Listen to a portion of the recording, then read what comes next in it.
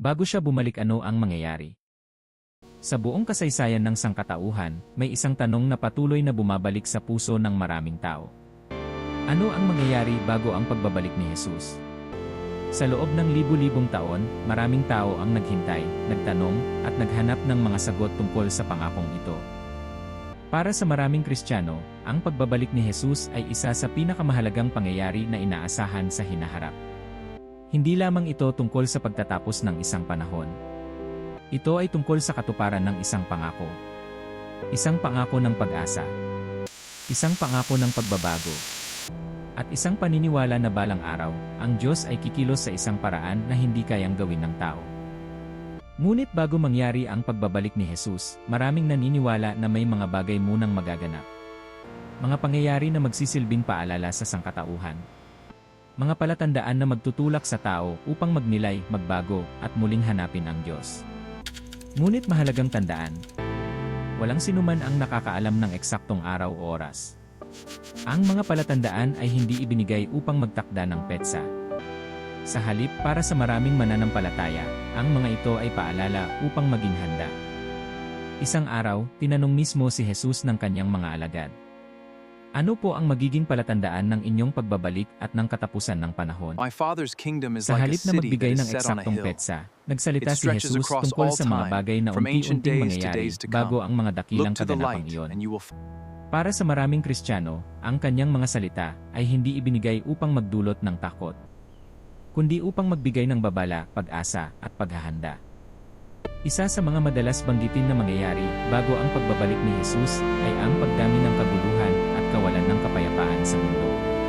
Sa iba't ibang panahon ng kasaysayan, nakaranas na ang sangkatauhan ng digmaan, alitan, at paghihirap. Ngunit habang lumilipas ang panahon, maraming tao ang nakakaramdam na tila mas mabilis at mas malawak ang mga pagbabagong nangyayari. Ang mga balita tungkol sa mga salungatan sa iba't ibang bansa ay mabilis na kumakalat. Ang mga krisis ay agad nakikita ng buong mundo. At dahil dito, maraming tao ang nagtatanong, saan patungo ang sangkatauhan? May mas malalim bang kahulugan ang mga nangyayari? Para sa maraming Kristiyano, ang mga ganitong pangyayari ay nagpapaalala sa mga sinabi ni Jesus tungkol sa mga panahon ng kaguluhan bago ang mga huling kaganapan. Ngunit hindi ito dahilan upang mamuhay sa takot.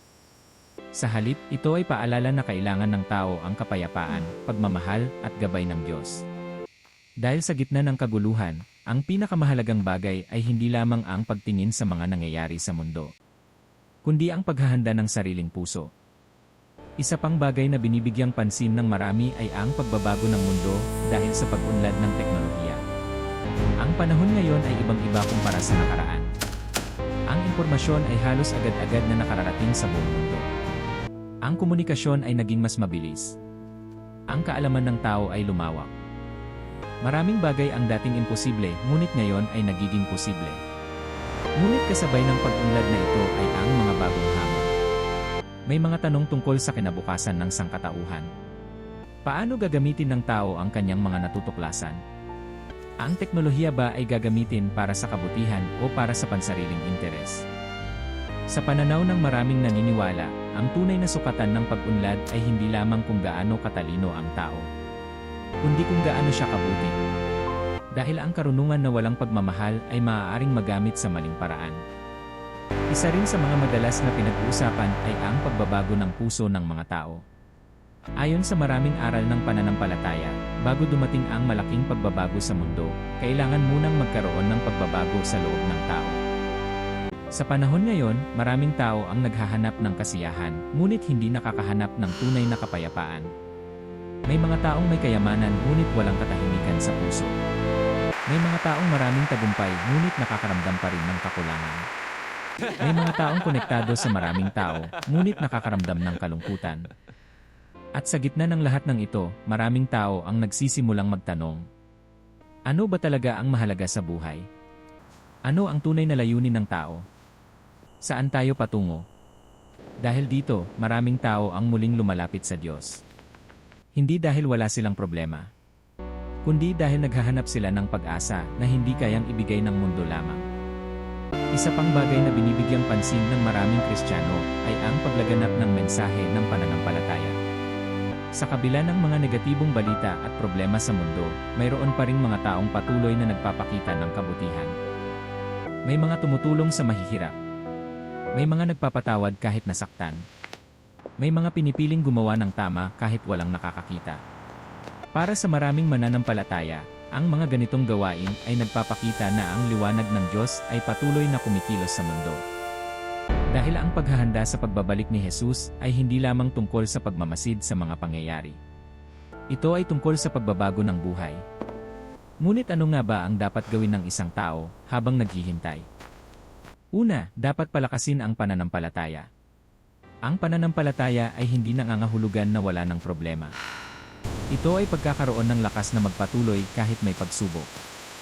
Ikalawa, dapat piliin ang pagmamahal kaysa galit. Sa mundong puno ng pagkakahati-hati, ang pagmamahal at pagpapatawad ay nagiging mahalagang patunay ng pagbabago ng puso. Ikatlo, dapat mamuhay ng may kabutihan. Dahil ang tunay na paghahanda ay hindi lamang tungkol sa nalalaman natin tungkol sa hinaharap.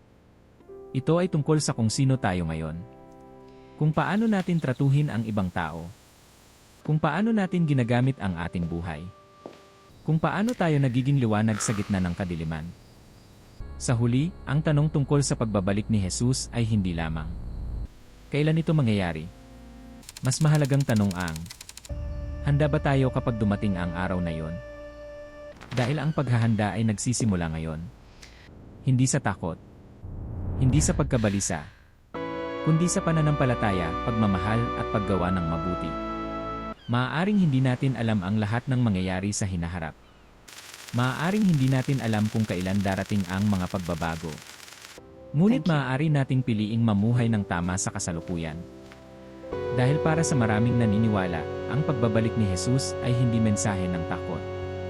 Ito ay mensahe ng pag-asa. Isang paalala na kahit magbago ang mundo, kahit dumating ang mga mahihirap na panahon, ang Diyos ay nananatiling tapat sa kanyang mga pangako.